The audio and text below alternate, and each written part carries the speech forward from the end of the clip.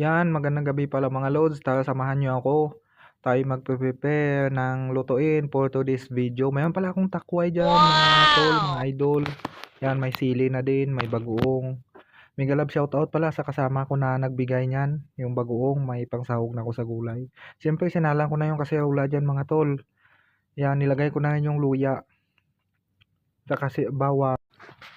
Yan na pala mga tol yung kaserola natin na may tubig. Yan, nilagay ko na yung bawang at saka luya. Pasensya na mga tol, medyo lumalabo kasi yung moist ng kumukulo na tubig. Siyempre, nilagay na natin ng takway.